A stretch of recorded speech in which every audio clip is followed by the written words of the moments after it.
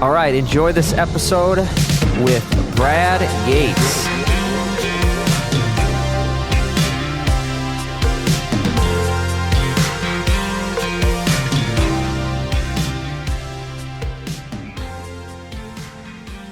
Yeah, so thanks for doing this. I appreciate it. Oh, my pleasure. I'm always grateful for opportunities to share this work with a larger audience. Yeah, I found out about your stuff, I think last summer it was. Mm-hmm. And yeah, it's been pretty cool. I'm really enjoying it. And so I wanted to, do what I could to try to get the word out more. So I was wondering, I think it'd be cool if you could start out just kind of giving us a rundown of what EFT is and sort of how you got into it. Yeah, so how I got into it. How does a grown man find himself tapping on his face for a living? I knew as a young child that's what I was going to do.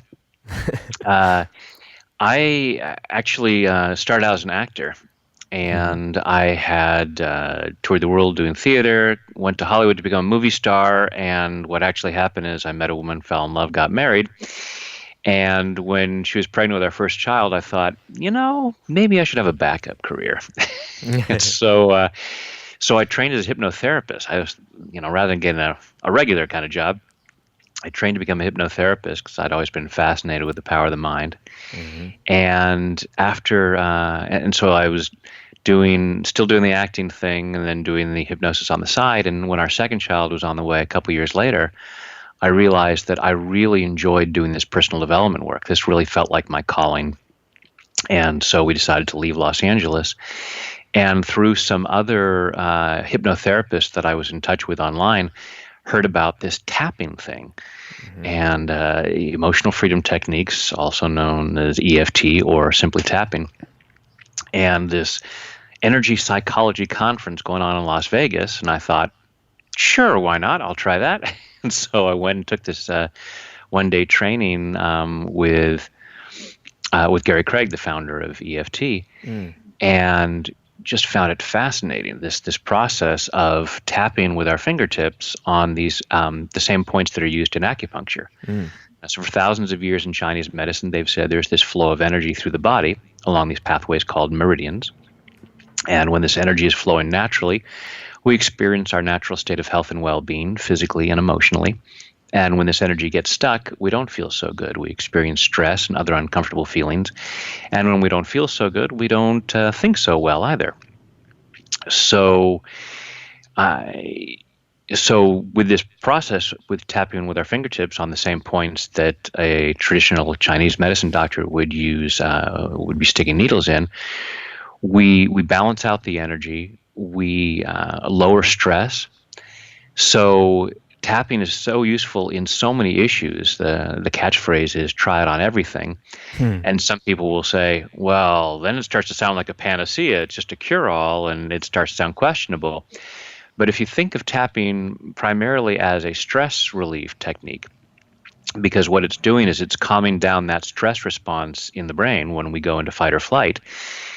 When you consider that most, if not all, of the issues that we experience, physical or emotional, are either caused by or worsened by stress, then you can see a simple stress release technique like this is so beneficial in so many different issues. Yeah. Yeah, so it does seem like there's a bit of a focus on the mental and emotional stuff, but there is a physical component too. Like it can be useful for physical ailments. Very much so. Yeah. I've seen it with people reducing headaches, different aches and pains in the body. I was at a health fair once, at a little booth at a health fair, and some guy was talking to me, and his back was really bothering him. And I said, okay, on a scale of 0 to 10, how bad is it? And he goes, oh, it's close to an 8. I'm really in a lot of pain. And so we did some tapping, and he felt a little bit better. And he came over like 2 hours later, and said, so we've been over at the dance area dancing, and I want to know, what the heck did you do to me? Because I'm feeling fine and I've been dancing. So So yeah, we definitely have seen it in a number of things like that. When people feel congested, clearing up when they're experiencing a cold. I've heard people talk about tapping and watching a rash on their arm fade while they're Mm, tapping. So yeah, there's all kinds of physical benefits, and it makes sense because the mind body are connected. yeah, definitely. Um, the thing that so when I first did it, the first thing I noticed was how uncomfortable it was for me to just say the affirmations to myself. And I was alone, so there was nobody around to judge me except for just myself. And just Yourself. to say like I love and accept myself, even though I have pain or whatever, I just immediately just started crying. Like I was kind of having a emotionally tough time to begin with, which is what kind of brought me to trying it. Right. But yeah, can you speak a bit about the affirmations, like because the tapping is has benefits just standalone, right? Even Yes. if you don't say anything. And so, how does it work with the Right. affirmations? Yeah. So the tapping in and of itself will this process of tapping on these points is calming down that stress response, and that's great if we're experiencing the stress in that moment. Tapping can be so beneficial when we're working on things that may not be present for us in the moment, or we may not be able to get really clear on it. So, with the wording that we use, that's designed to get us more in tune with what's bothering us. Perhaps it's some event that's in the past, something that we're afraid about that's going to happen in the future. And so it's only when we're thinking about it that we feel the distress. And if we're not talking about it, we could be tapping, we could be feeling better, but we're not really addressing what that issue is. Mm, So that's what the wording is for, is designed to really get us in tune with the issue that we want to clear up. Now, the opening statement, as you said, we talk about loving and accepting ourselves. That's just part of the original protocol. And it's just a matter of stating a level of self acceptance, even though we have the issue. And my take on it is that every issue that we have is designed to protect us. And so I like to say that self sabotage is simply misguided self love. So if we're experiencing, whether it's physical distress or emotional distress, there's a part of us that says, this is going to keep me safe. It may not make logical sense. Why on earth would hmm. feeling uncomfortable make me safe? Well, maybe it'll keep me from going someplace that I think will be scarier. It might distract me from something that I'm afraid to do. Yeah, well, I'd go and do this, except that I'm really kind of stressed out right now, so maybe later. So it believes it's protecting us based on old programming that we have. So the opening statement is stating a level of self-acceptance, even though we are experiencing that. So traditionally, it would be, even though I have this issue, I deeply and completely love and accept myself.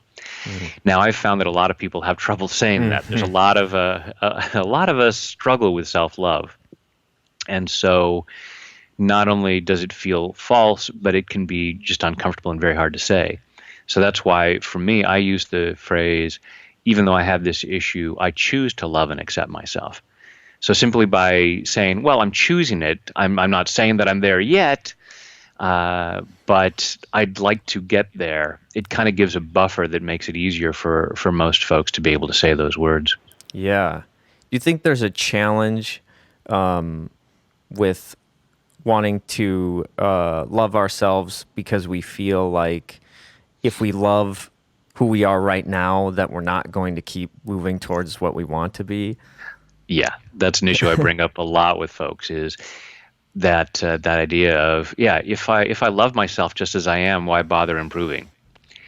And I get where that comes from, except that if we have someone in our lives that we really love, especially for those of us who are parents, we can love our child, and we wouldn't say, you know what, I love my kids so much, I'm not even going to bother to have him go to school. I'm not gonna feed him well. Let him, I won't tell him to stop playing video games, or I won't encourage him to exercise because, hey, I love him. He's perfect exactly as he is. No, we want the best for the people that we love. When we truly acknowledge how much we love ourselves, we treat ourselves so much better. It's like, wow, Yeah. I love myself too much to settle for less than what's possible. Yeah, it seems like the instinct is sort of to fight against who we currently are, which is sort of a form of self-hatred, which is kind of, you know, keeps the cycle going, for lack of a better term. Yeah. We have a lot of programming about that. We have, the people who say, if you want to change, if you want to lose weight, look in the mirror and hate yourself. It's like, well, except that if that worked, everybody would be thin. Yeah. And it's just painful. It's not really effective. Even if you get short term results, you're miserable. Yeah, I'm Yeah. thinner. I hate myself. But so we want to love ourselves unconditionally and be compassionate with ourselves for whatever those issues are, whether it's we're overweight or we're in debt or whatever the uncomfortable life situation we might have is. Again, going back to the idea that self-sabotage is misguided self-love, there's something in us that says it's not safe for me to be thin. It's not safe, or it's just cruel to myself to deprive myself. Even though if I allow myself to indulge in the thing that I want to eat, I'm depriving myself of the benefits of good health. Hmm. I'm depriving myself of all kinds of better things. Being in debt, we may have all kinds of beliefs about people who have a lot of money are greedy and evil.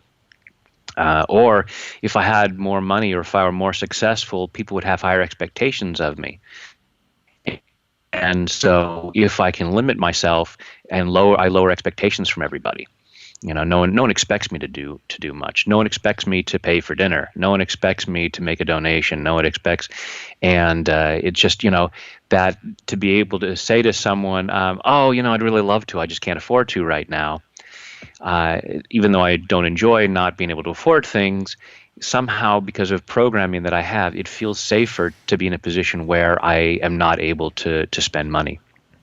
There's all kinds of things, and then we beat ourselves up and say, "Oh, I'm so stupid for being in this situation." It's like, no. If I like to think that if we could pry open our brain and see all the neural pathways and all the that have happened over the years and all of the experiences that we've had and the decisions that we've made, maybe based on complete misunderstanding, complete confusion, a very immature brain at the time that we had the experience, whatever it might be, if we could look at all that, we'd go, oh, yeah, it makes total sense that I'm in this situation. It makes Yeah. total sense that I made this mistake. It makes total sense that I said that to that person. It was like, oh, yeah, given all of the different experiences that led up to this, I couldn't have done it any other way. And then what happens is we get stuck in a place of doing things in a certain way because change is stressful. Mm. And so at an unconscious level, we keep making the same bad choices because it's what feels like it's right for us. And to do something differently would be stressful. So if we had a simple tool for reducing that stress, Right. suddenly we have an opening to make changes. Yeah, I totally agree with everything you're saying. That's part of what I love so much about this is just kind of hearing your insight into it, and it resonates with me big time. Like a lot of us seem to think that we want certain things, like, oh, I really want this. I really want to be a rock star. I really want to be this, and as I've sort of started to follow my passions with podcasting, and I'm a musician and everything, the closer I get to kind of doing some of these things that I wanted, I realize it's like getting where you want to be is much scarier than staying where you are. And when you beat yourself up about where you are and then also think you want to be somewhere where you're not, you end up just kind of you're damned if you do and you're damned if you don't because you're not really appreciating where you are and you're yearning for this potential future that you're really not ready for anyways. Yeah, to my mind, we are all freaking geniuses.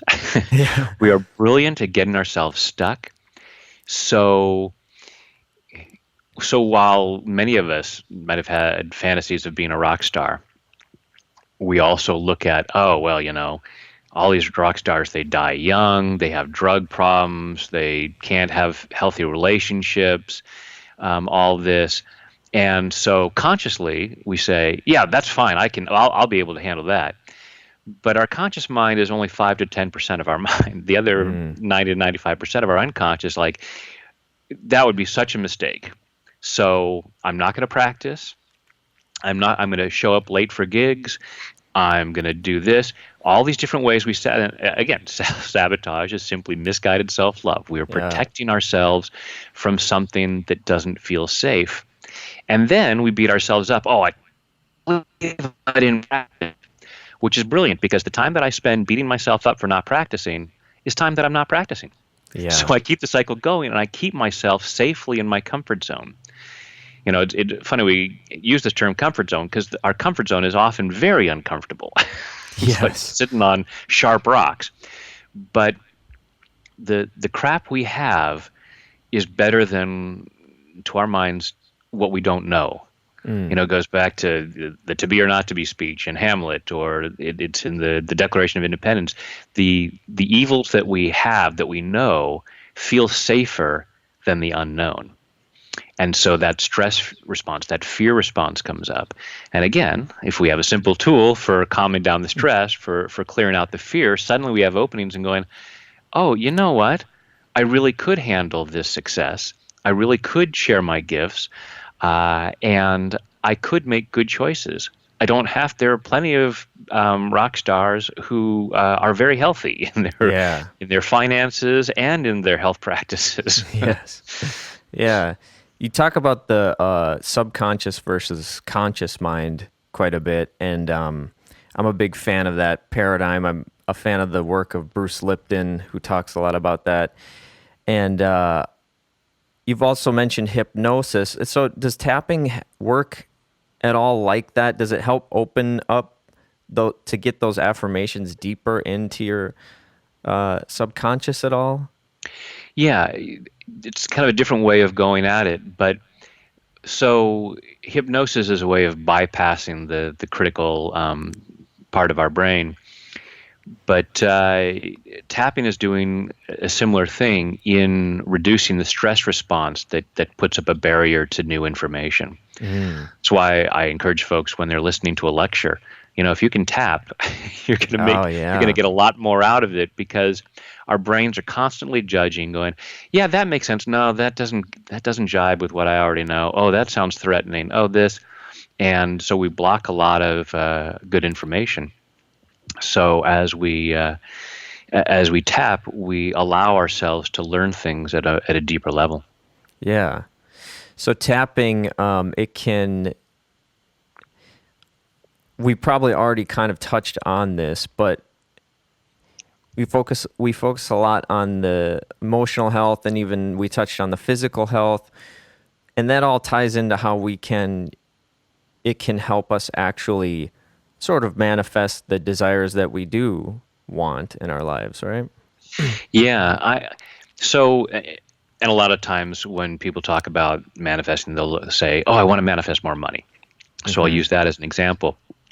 And people say, "Well, how can tapping help you make more money?"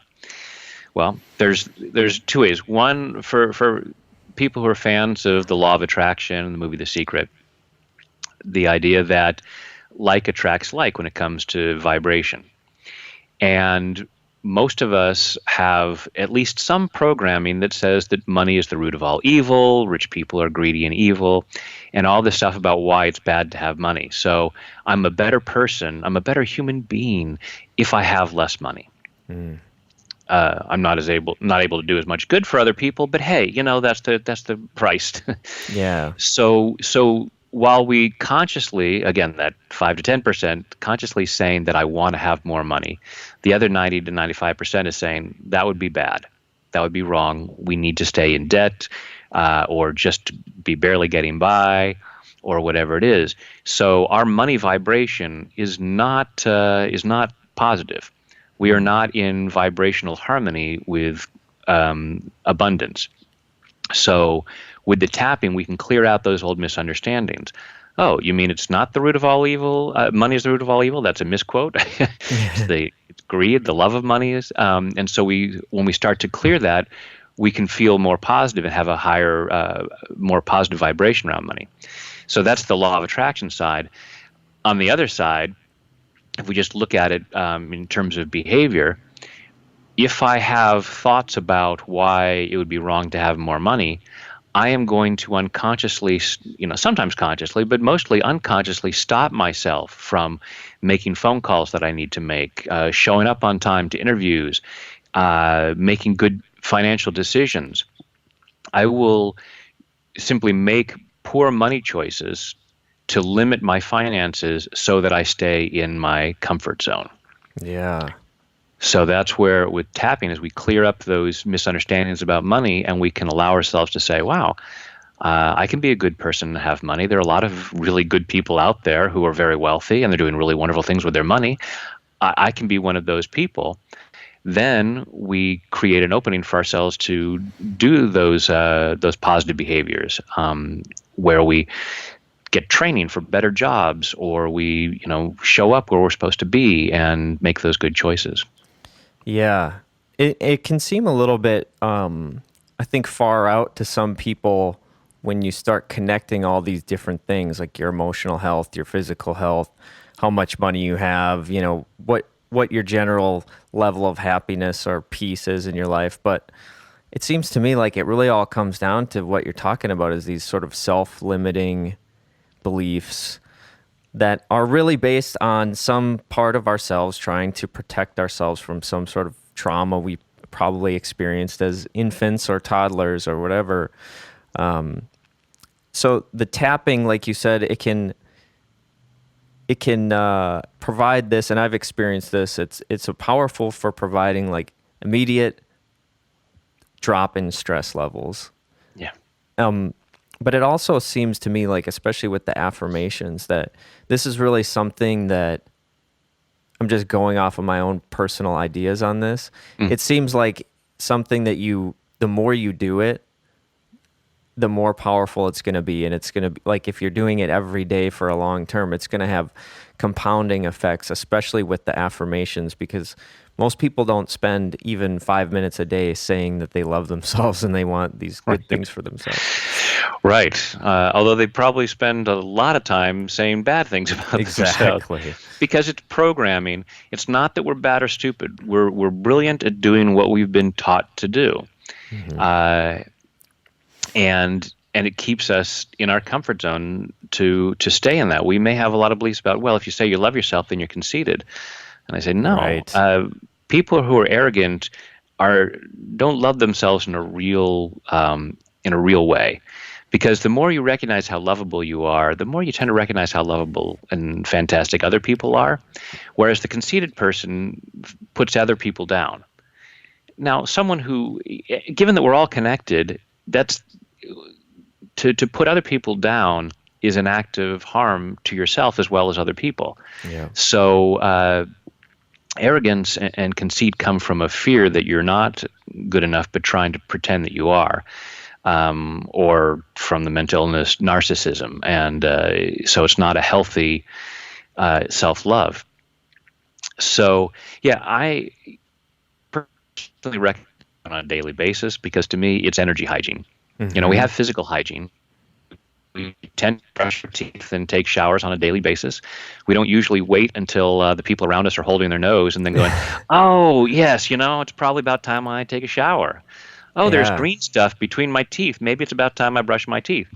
We don't wait until that. We tend to do it whether we are aware of needing it or not. So same with tapping. It's this energetic or emotional hygiene. Rather than waiting to the point where we're totally stressed out and going, oh, maybe now would be a good time to take a shower in terms of my stress. Yeah. Just have a daily upkeep. Yeah.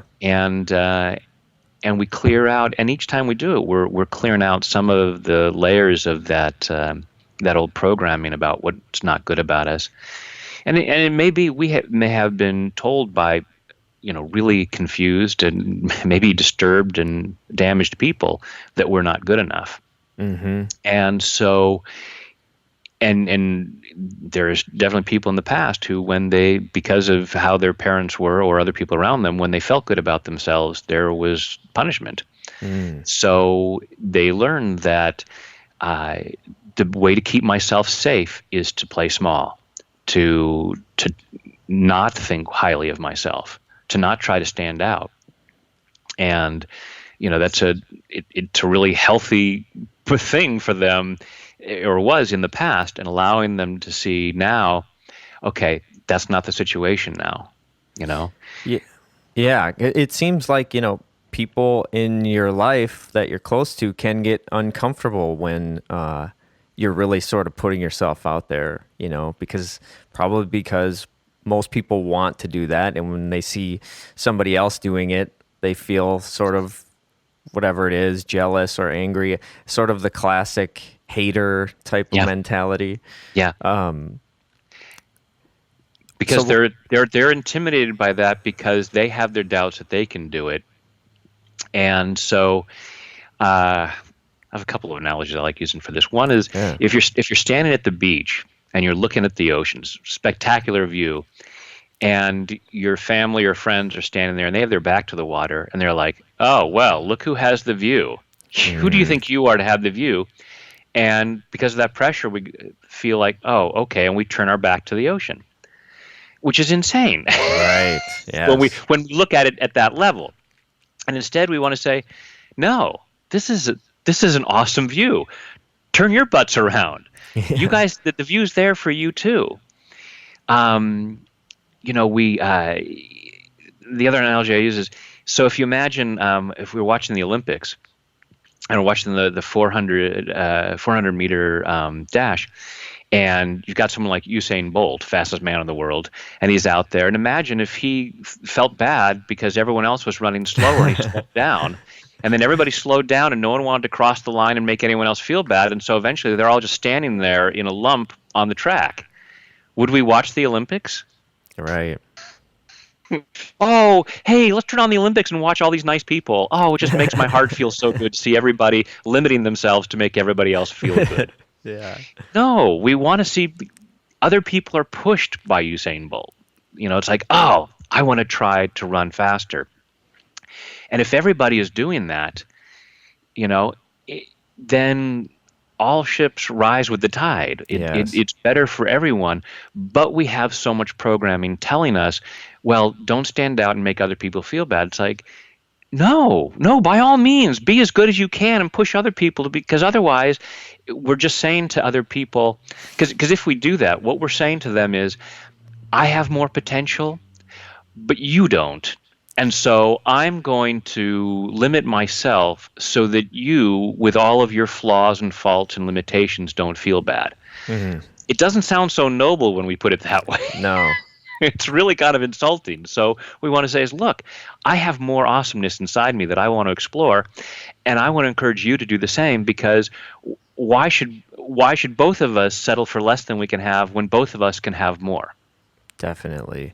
Yeah, I mean, thinking of your beach analogy, um, I think it's easy to, like you said, turn your back on the beach to, or even if you've never even seen it yourself, but there's something there, and you want to try to convince other people to turn around with you because you don't feel safe just doing it for yourself.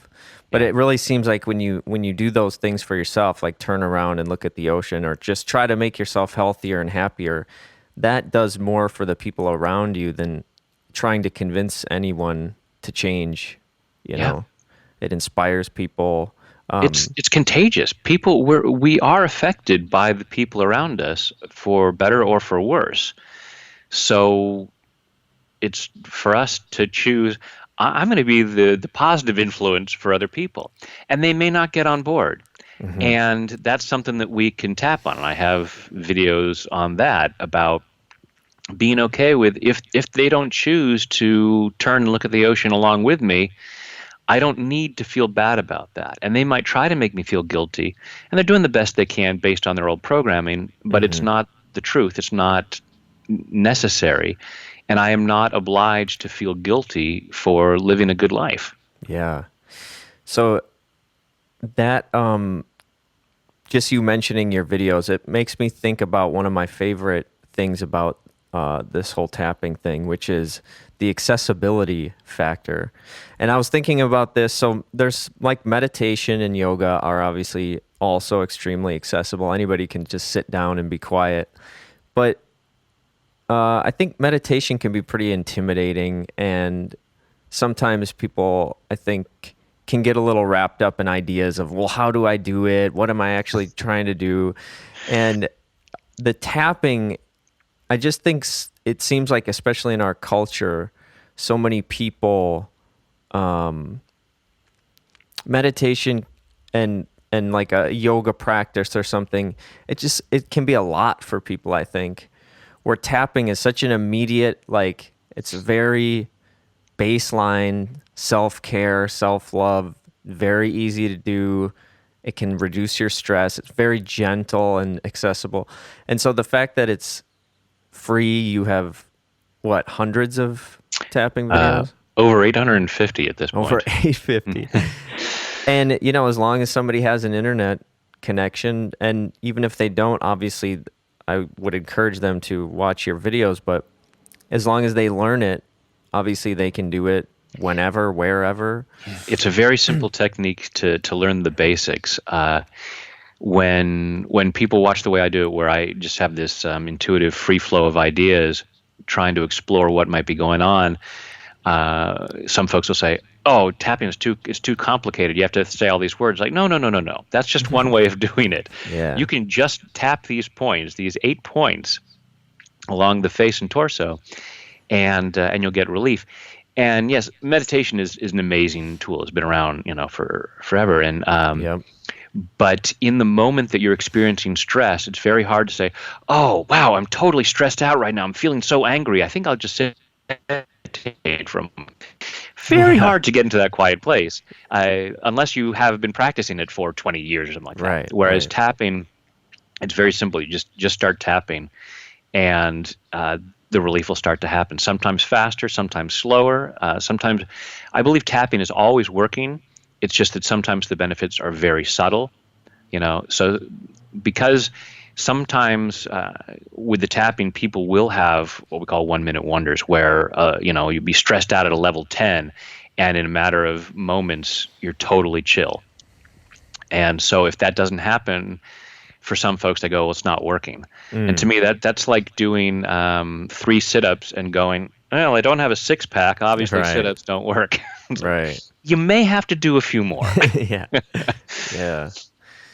And it seems like maybe it can open the doorway for just when you clear out some of that stress and clear out some of the limiting beliefs that you hold, you might be inspired to start exploring meditation or yoga or any number of other healing modalities and habits. Absolutely. Absolutely. So yeah, tapping is a gateway drug for personal development. So how long have you been tapping yourself? I learned tapping in 2000, so coming up on 20 years now. Oh, wow.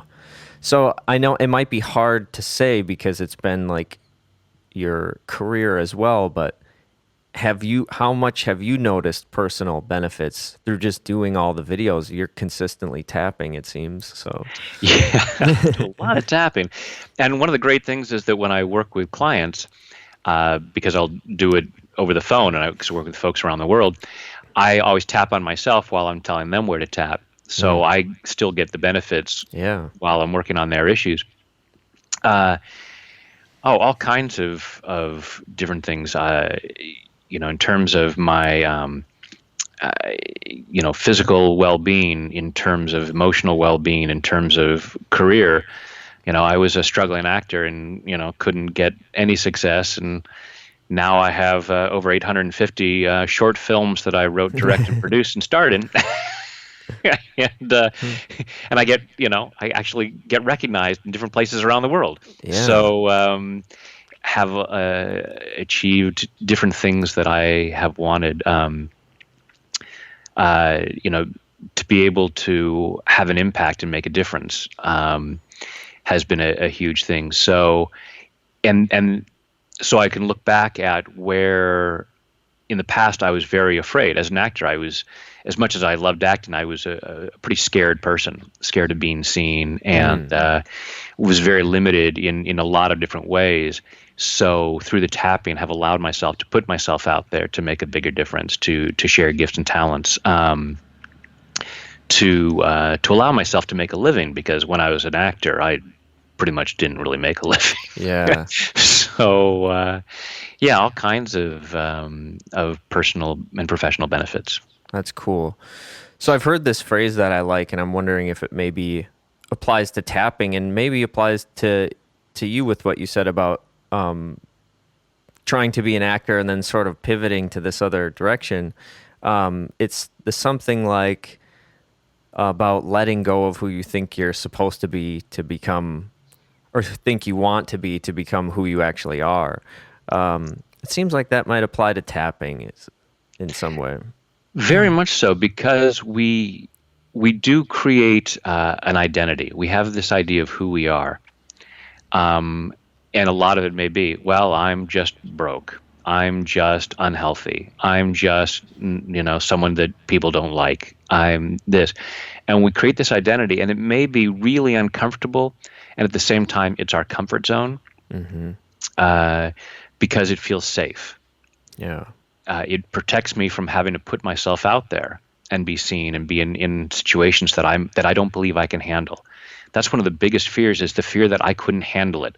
I couldn't handle being a rock star. Yeah. I couldn't handle having money. I couldn't handle the attention I would get if I were healthier.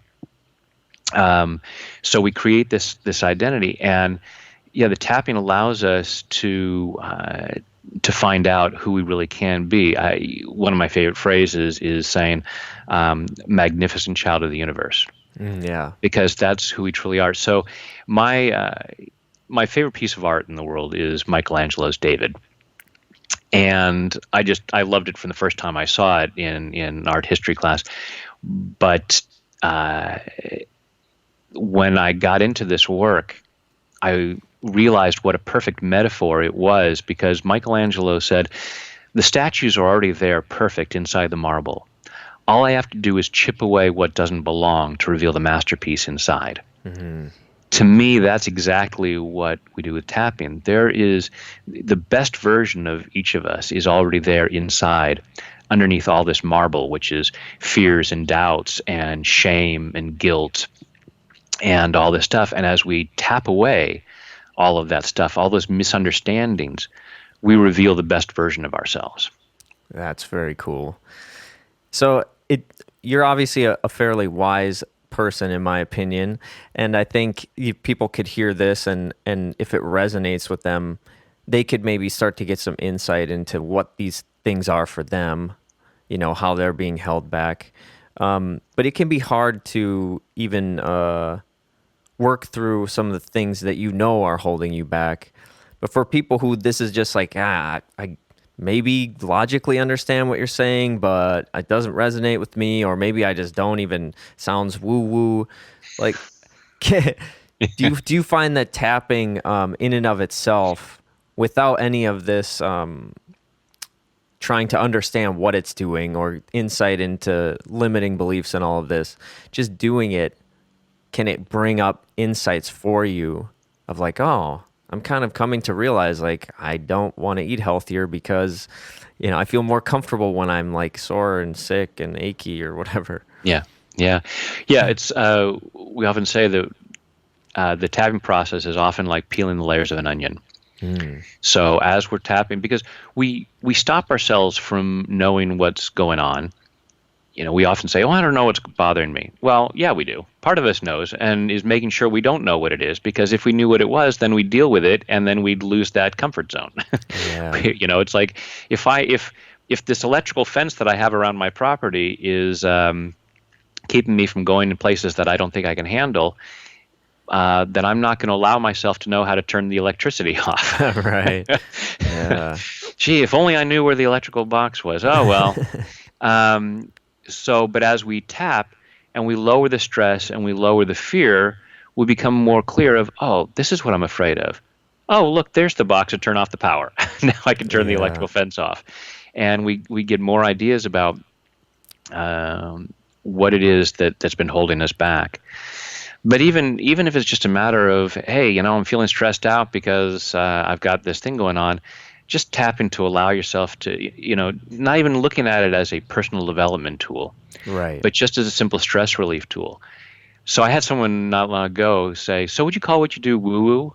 And I said, "No, I wouldn't. Some Right. people would, but to Yeah. me, it's a simple process of using your body's natural system to calm yourself down. It's no more woo-woo than doing the Heimlich maneuver or stretching or eating a healthy diet, using your body in healthy ways.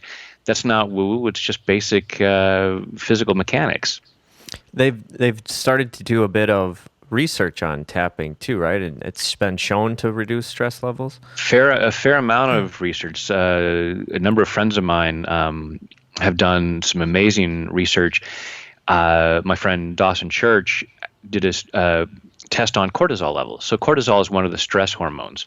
So when we go into fight or flight, when the amygdala in our brain recognizes a threat and says, okay, we need to respond to this threat, and cortisol is one of the hormones that gets pumped.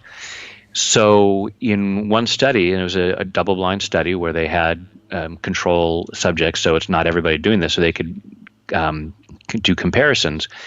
They measured their cortisol levels. So the group that did the tapping, their cortisol levels dropped by an average of 24%, a couple of them as much as 50%.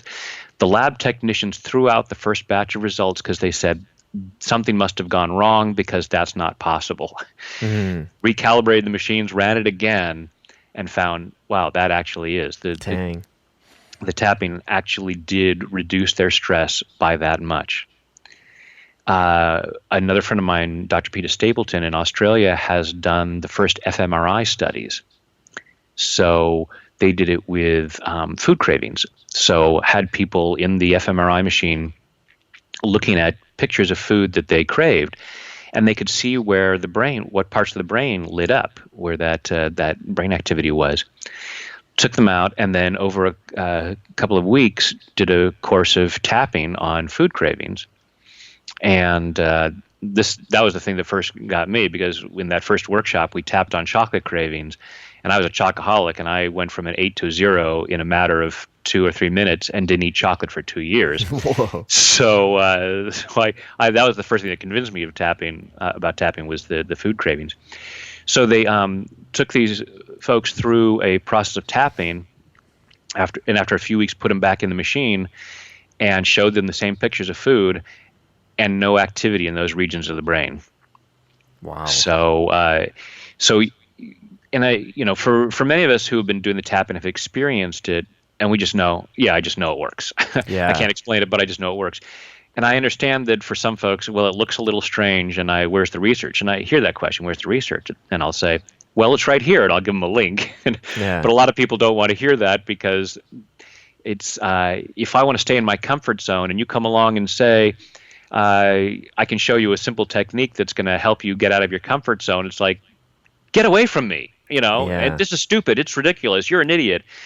And that resistance, to me, the folks that are most resistant to tapping and ridicule it the most are the ones who are most afraid that it might actually benefit them. Yeah. So it's really helpful that we have, scientific research showing, okay, look, we can see, cortisol being lowered. We can see brain activity, and this is not make believe. Just I'm convincing myself that it feels better. Yeah.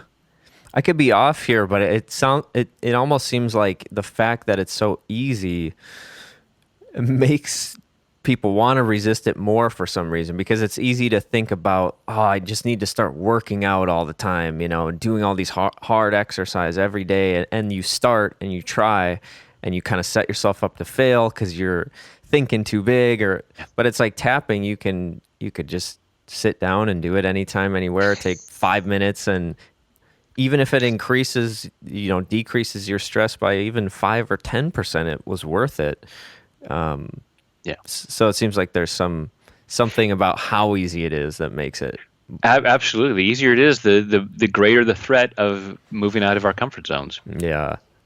So please don't tell me that there's a simple way for me to change my life when I have worked very hard at creating this identity that feels safe. It may be miserable, but it's like, even if our life is crap, it's our crap. We know where it Yeah. goes. We have, special containers in the house that fit it. Yeah. It's like, how am I gonna handle the change if I'm not stuck with all this crap anymore? Yeah. So I like what you said about the if you want to even take it, forget about the personal development part and just think of it as just a small immediate stress reduction, or maybe a big immediate stress reduction. But because if you simplify it even to that point, I think we could all use a little bit more gratitude for just the moment and appreciation of where we are. Because if you can't enjoy where you are now, how do you expect to enjoy your life once you get the things you want? Right. We often have this idea of, well, I'll be grateful when it shows up, Right. you know, and again, putting it off in the distance, it feels very safe. It feels very comfortable. Mm-hmm. And yeah, gratitude is one of those things that the part of the masterpiece that's underneath all the marble. And as we tap away, I think we come to a natural state of gratitude, and too often a lot of us have these ideas about gratitude being an obligation thing. It's a should. And so we have a lot of people have should on us over our lives, and we tend to should on ourselves. And so it's like, I should feel grateful, as opposed to, it feels really good to feel grateful. Yeah. As opposed to, because we've been forced to say thank you and write thank you notes, and it's just a chore, as opposed to just this general feeling of, I am so blessed. I get to, do this. I get to have this. For simple things like, people often think, well, the universe is against me. It doesn't want me to have good things. And I'll say, dude, right now, in this moment, you are breathing, and the universe is giving you oxygen every time you inhale. You have evidence in every single moment that the universe is pulling for you. Because if the universe didn't want you to have good things, you would stop breathing right now. Yeah. There is evidence. You can look up and see the same stars at night as anyone else. You can go to the ocean, the beach, and see the same ocean that everybody else. As far as the universe is concerned, you are just as worthy and deserving of the best this world has to offer as anybody else. And that's true for everything, because everything's energy. So the universe sees no difference between drops of water in the ocean or dollars in your bank account. It's all just energy. It's only our limiting beliefs about what's acceptable. And it's very easy for us to not be grateful, because if I can focus on what I don't have and avoid gratitude, again, I get to stay safely in my comfort zone, as miserable as it may be. It's like, and as we do the tapping, we get to feel those natural positive feelings, which I believe are at the core of who we are. Right. And then beyond that, the things that you think you want, you'll either realize, I don't actually want that because I'm fine where I'm at, or they'll come to you more easily and you'll actually be able to appreciate them because you found a state of contentment just within yourself. And that scares some people. It's like, well, if I feel good, back to what you had said earlier about, if I love myself already, why improve myself? If I feel good right now, I won't have any ambition. Mm-hmm. Again, when we really love ourselves, we want ourselves to have the best. We also want to share the best of what we have to offer. Oh, well, I'm a really good musician, but I can just enjoy it myself. Why would I bother sharing that with anyone else if I'm already content? Right. Well, because I love the way that music makes people feel. We want to share at a larger level.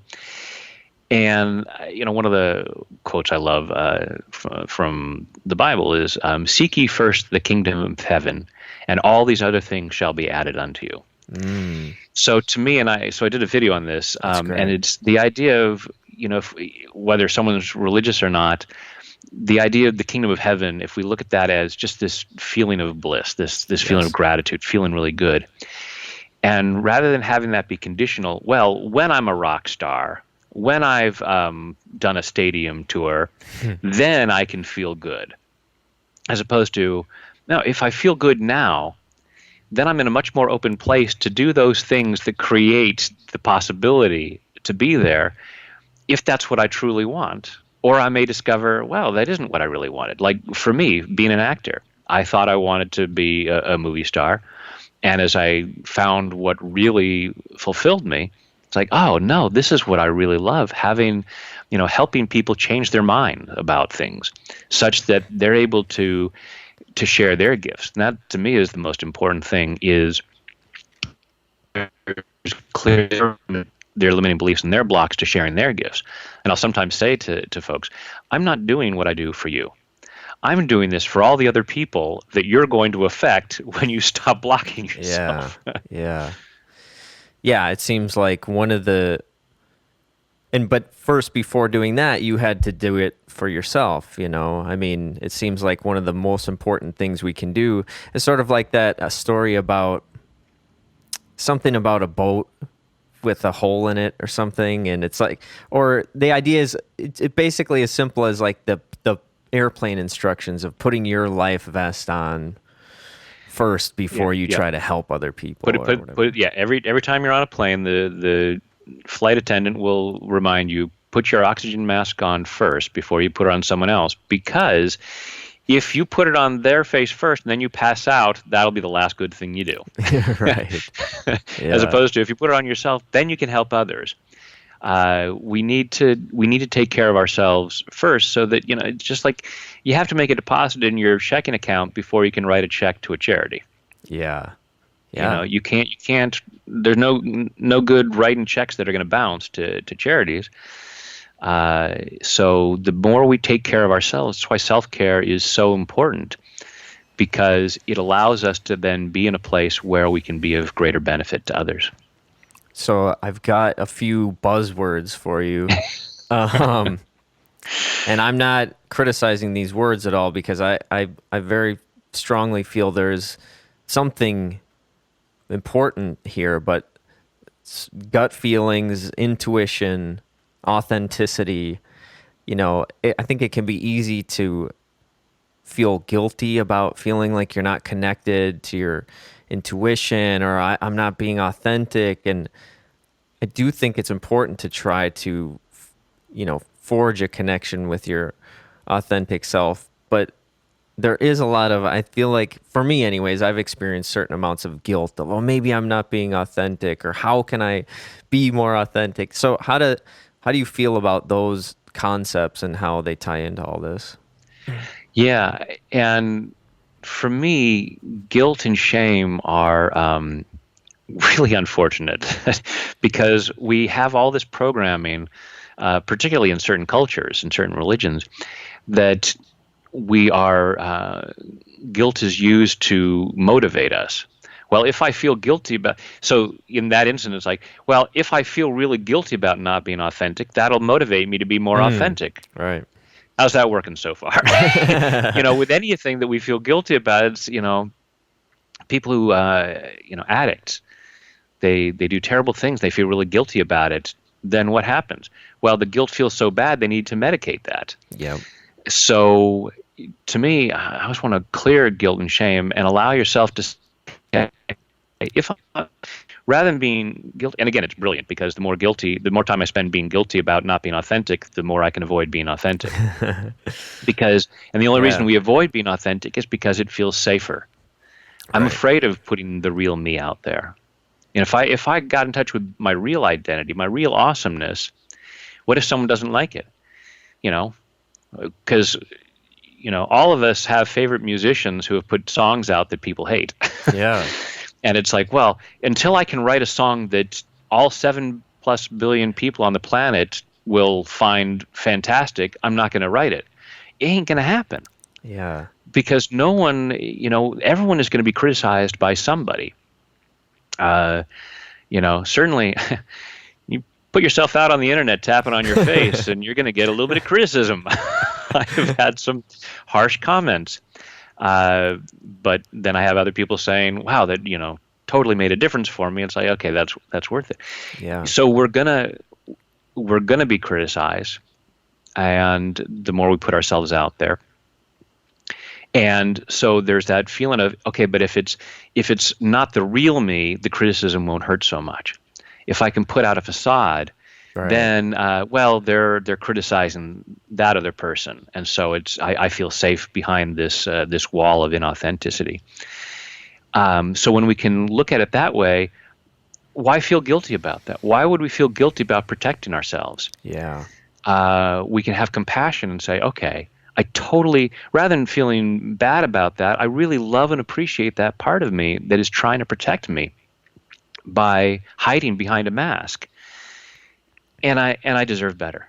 Yeah. And I'm going to clear the fear that stops me from being, from being authentic. But why? So many times there have been folks who have said, I've read all the books, I've gone to the seminars, and things still aren't working for me. I'm still not making the amount of money I want. Mm. And I'll say, close your eyes, take a deep breath, and imagine yourself having the kind of money that you'd want to have, or the kind of body, the kind of relationship, whatever it is. On a scale of 0 to 10, how safe does it feel? And the response is usually like, wow, it's like a 2 or a 3. And I'll say, congratulations. Now you know why, despite all of the education you have, you're not changing that. Yeah. Because if you had a young child, say, 5-year-old child who was invited to a birthday party in a bad part of town, and you said, on a scale of 0 to 10, how safe is it for my child to go to this birthday? 2 or 3. Would you let your child go to that birthday party? Yeah. And would you feel guilty about not sending I feel so terrible that I didn't let my child go to this really bad part of town? No. So when we look at it that way, we can have compassion and go, I'm not going to feel guilty about this. I've just been trying to take care of myself. Yeah. Because repetition is the mother of learning. Self-sabotage is simply misguided self-love. Yeah, I love that. You can't say it enough. I think it's great. When we can look at those things that we're doing, showing up late, eating in unhealthy ways, being inauthentic, those are self-sabotage that is trying to protect us. And we can look at, okay, so what am I trying to protect myself from? Tap, tap, tap, tap. When we start tapping and clearing the fear and go, this thing that I'm so afraid will happen, either one, it's really unlikely that it's going to happen, or 2, I can handle it. Mm. And so often it's the fear of disappointment. What if I write a song and it doesn't become a hit, and I'll be disappointed? So there's the risk of disappointment. Yes, but if you don't write the song, you've simply guaranteed disappointment. Yeah. So we're constantly trading the risk of disappointment for guaranteed disappointment. And when but we don't let ourselves see that. We think we're keeping ourselves safe, but when we allow ourselves to see that, it's like, oh yeah, well, and if disappointed, I can tap and clear that, because it's not. I'm not required to feel that, even though I've been taught to feel that by other people. A lot of people are doing crazy stuff that I don't have to do. Yeah. Yeah, that makes me think of, so I think I've found that a lot of my resistance to making decisions or taking risks that could potentially be very beneficial is this idea of trying to protect yourself from something you've experienced in the past. I don't want to experience this pain again. And so you're trying to figure out which is the right decision. And I've heard you kind of mention this idea of like making decisions can be a win-win, if you know what I'm talking about. Yeah. It's because in any moment when we take an action, either we're going to get the result that we want, or we're going to learn something. And if we allow ourselves to learn it, that's a win too. So we can look at it. Taking the action is a win-win situation. I'm either going to get what I want, or I'm going to learn. So I always say this is why we learn to walk as babies, because we're not worried about falling down. As Right. adults, fall down once, it's like, I'm not going to try that again. Obviously, I'm not meant to walk.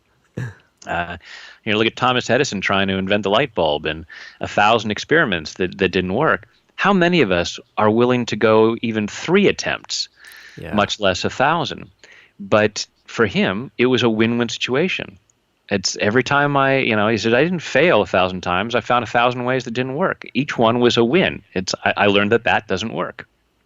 So, yeah, it's that coming at it from that situation. If it's a win-win situation, I'm either going to get it the way I want it to, or I'm going to learn something that's going to help me get to the way I want to. If I start down a path, it's either going to be the right path, or I'm going to recognize, wow, this isn't what I wanted. And it's very rarely, with very few things, is it's too late that I can't ever change that. It's like, Right. oh, I can now go find something else. Just like for me as an actor, I went down the path of being an actor, and that led me to Los Angeles, which led me to become a hypnotherapist, which led me to this. If I had sat there going, I don't know what I want to do with my life, I could do it. I could do this, I could do that, and just sat there at the crossroads and never went anywhere, I never would have discovered where I was meant to go. Do you have a tapping for the crossroads video? I definitely have videos on making decisions and fear of outcomes. Great. With over 850, there's for most things we come up with, there's a tap for that. Nice. And still more coming. I still have a long list of ideas that keep coming up. Oh, wait, I should do a tap for that. That's awesome. So That's awesome. Would you want to do an audio tap so people could experience what it's like? absolutely, yeah, I love sharing this, that people can get a hands-on, literally Cool. a hands-on Yeah. feeling of what it is. So what we're going to do is take the fingertips of our index and middle finger, and you can tap with so the meridians run up and down both sides of the body. So you can tap with either hand on either side of the body. Sometimes I'll tap with both hands down both sides at the same time. Just for the sake of demonstration, go ahead and take your dominant hand and taking the fingertips of your index and middle finger. The first place we tap is on the side of the opposite hand, what we call the karate chop point. So if you imagine find the edge of your hand between your wrist and your pinky, and gently tap in there, just a gentle tap, tap, tap motion. When we're tapping points, we generally tap between 5 and 10 times. That's just a ballpark figure. It's not like there's no benefit if you only tap 3 times, and it's not like it doesn't work if you go over 10 times. Just a general, between 5 and 10 times. So when we're tapping on the side of the hand, this is where we do the setup. So, for instance, let's say, I'm really angry at Bob. Bob has just really pissed me off. And then we would get rated on a scale of 0 to 10. So, yeah, it was really a bonehead move on his part. I'm at about an 8. And I can really feel it in my body. So, and often we'll allow ourselves to be aware of what the physical sensation is. So, I just feel my fists clenching when I think about what Bob did. So then we would tap on the side of the hand and say, even though I'm really angry at Bob, or whatever the issue is, even though I have stress, even though I'm mad at myself, even though I'm really tired, even though I'm angry at Bob, I choose to love and accept myself. And we'd say that 3 times. And then we would start going through the tapping points. So the first tap is right here at the beginning of the eyebrow point. So it's just about the center of your face, just above your nose, right at the beginning of the eyebrow. And gently tap in there, and we would say, all this anger at Bob. You follow your eyebrow out to the corner of your eye socket. All this anger at Bob. Following the edge of the eye socket to right under the middle of your eye, and tap in there. All this anger at Bob. Right under your nose, just above your upper lip, and say, again, all this anger at Bob. Right under your lower lip, just above your chin, tapping there and say, all this anger at Bob. Next point is your collarbone point. If you feel where your collarbones just about come together, there's a little bit of a U shape at the base of your throat. And you can tap with your foot or tap where the collarbones just about meet. All this anger at Bob. Next point is about 4 inches below your armpit. You can use all of your fingertips. It's right about bra strap level, and I'm sure even the guys can figure out where that is. Tap in there, all this anger at Bob. And finally, with all of your fingertips, just tapping around the crown of your head. So just tap around circles around the top of your head and say, all this anger at Bob. And then you take a deep breath. Then you check in and go, okay, how angry am I at Bob now? And it might go, for some folks, it can go from an 8 to a 0 like that. Sometimes it'll go from an 8 to a 7.75. It's like, well, it might be a little different. There are even times it may go from an 8 up to a 9 because, oh, you know what? This is what's really bothering me. But we have greater clarity. Now we can start to bring it down, but we're really aware of what it is. It's not that tapping makes us more upset. Imagine if you were going to clean your living room because you had company coming over and you look at it, it's like, on a scale of 0 to 10, how clean is it? Oh, it's about an 8. It's pretty clean. But I want it to be really clean. And in the process, I move the sofa and I find dirty laundry under there. Oh, now it's about a 3 in how clean it is. Yeah. And we wouldn't say, well, I should never have cleaned my living room. It was much cleaner before I started cleaning. Yeah. So this is a cleaning process. So like we said earlier about peeling layers of the onion, we might become more aware of more things. But as we continue tapping through, we lower that stress and we might become aware, oh, it's not even Bob. I'm mad about something that happened to me in middle school that I never got over.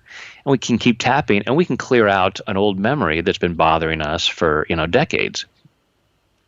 So that's the very basics of tapping, is just tapping through those 8 points and repeating the phrases bother us, this stress, this anger, and then you take a deep breath. And again, if you're already feeling bothered, you don't even necessarily have to say the words. It tends to be more effective, but there may be times where you just want to be quiet and just tap through the points, yourself relaxing very quickly. Sometimes it's more gradual, but it's always helping.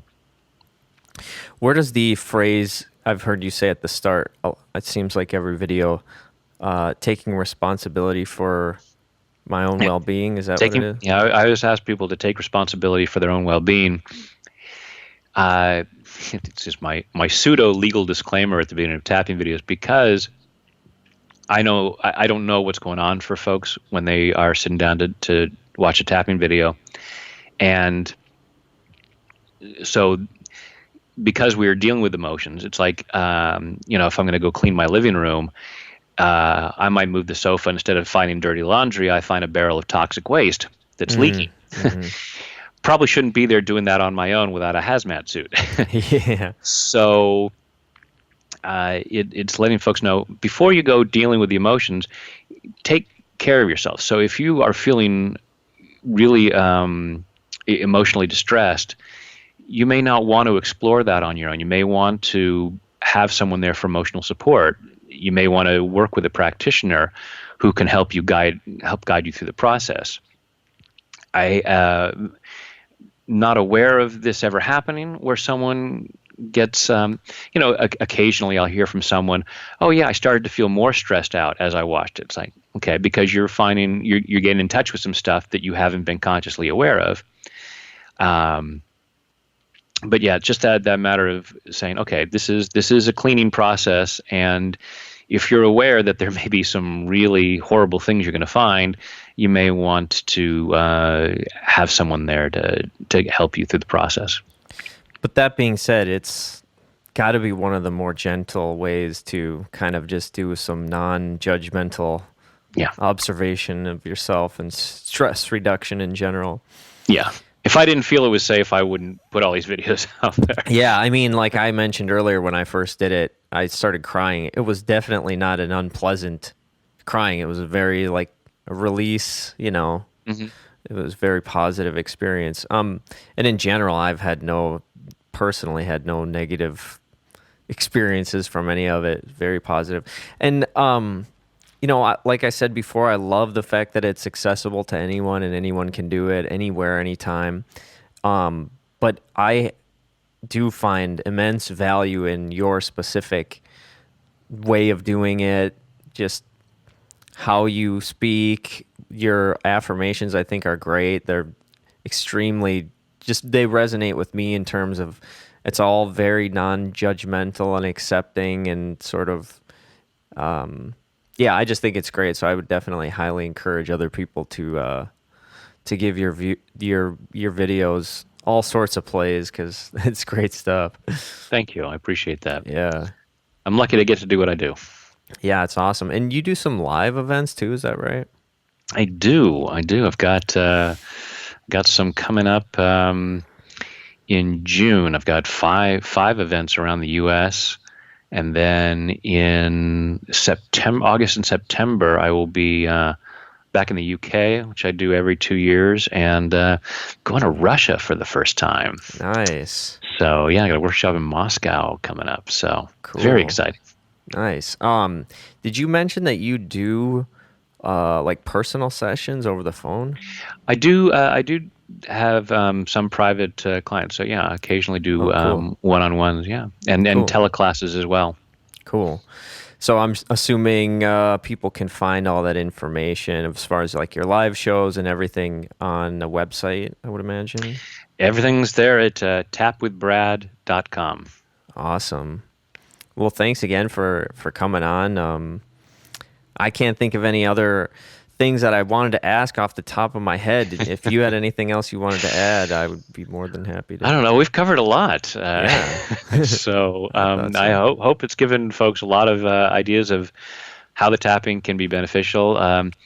Hopefully, in the demonstration, you might have felt a little bit of stress relief. And again, you just go check out some of the videos on YouTube, and you can search in there for pretty much any. I have something that's at least related to most of the stuff that bothers us, and hopefully it'll help you feel better and open you up to sharing your gifts and Yeah. share literally what Oliver Wendell Holmes said, the great tragedy is that most men go to their graves with their music still in them. So in terms of for me, it's like have music out there, whatever it might be, no one shows up on this planet without gifts and talents. Yes. We may not be sure what they are. Part of us knows. I think part of us absolutely knows what we're here to do and the positive difference that each of us can make. And so I hope that the tapping will help you release the fears that stop you from sharing those gifts and talents. Yeah, So. and to at the risk of being woo woo, it feels like the universe wants us to share those gifts in some way. And why wouldn't it? Yeah. We don't. Ferrari doesn't make cars that are meant to drive 5 miles an hour over to the grocery store. It's like, imagine them. Use the car. Put your pedal the metal. So, it's that they're not put in there to be hidden in inside the gift wrapping. So this is awesome. Thank you so much, Jacob. Thank you for what you're doing. Yeah. And sharing information and all the different ways you share your gifts. And thank you for everyone who's willing to listen to this and give it a try and share your gifts in a bigger way. Yeah. If you ever have new stuff going on, or if I think of some more interesting things to pick your brain, I'd definitely be happy to have you on again in the future. I'd enjoy that. Thank you. You have been listening to Awake, Aware, Alive. To support this podcast, go to jacobgossel.com. Scroll down, donate on PayPal or Venmo, become a patron, or shop on Amazon through that Amazon link. Also, leave us a rating and a review on iTunes.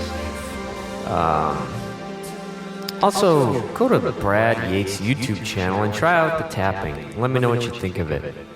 And thank you for listening.